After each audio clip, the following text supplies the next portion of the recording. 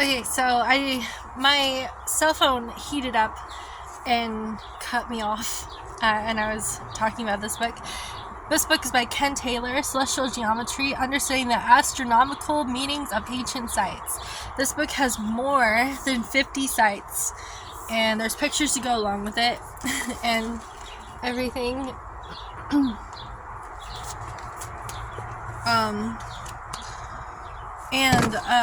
Like I said, stones.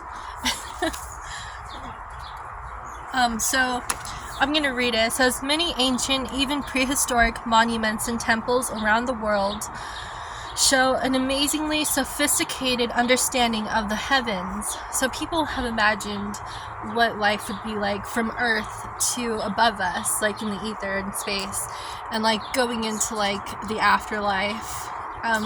Correlation between the planets that we have, the sun, the moon, and the star constellations, bundles of stars, and the beauty of the diamond stars in the sky, with diamond bright colors of the diamond bright circles in the sky.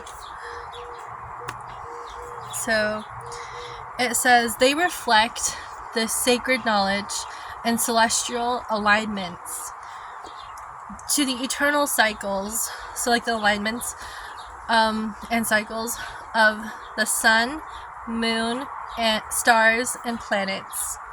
So all of like the space that we know of so far, or we have been given knowledge to know about the space that we are is familiar to us, as we have imagined with our creative side. The ceremonies performed at sites such as Stonehenge in England or Teotihuacan in Mexico are now lost to us, but the time-worn stones and structures remain, and archaeoastronomers, experts in ancient astronomy, have studied how their sightlines relate to astronomical phenomena such as the midwinter or midsummer sunrise, or the rising of the Pleiades star cluster. In exploring such connections in words, superb photographs, and clear explanatory artwork, celestial geometry opens up a whole universe of mystery and wonder, and a window to the inner life of ancient civilizations. So it's like alignments to their the things that they've created out there in the landscape, or civilization statues and monuments and temples of Earth. The principles of astronomy, the seasons, the solstices,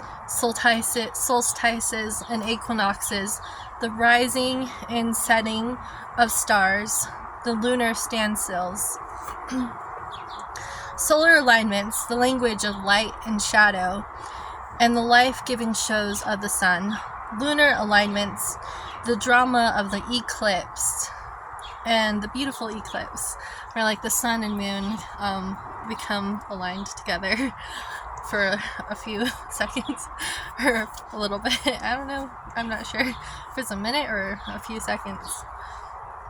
I've actually seen an eclipse before, and it turned on Earth, and it turned kind of silvery light.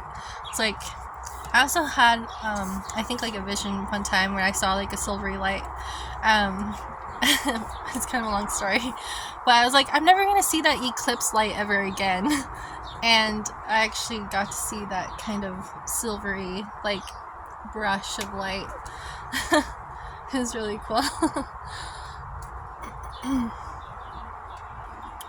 But I don't know if there's different testimonials of eclipses and what they how are they described as, their description of eclipses are like.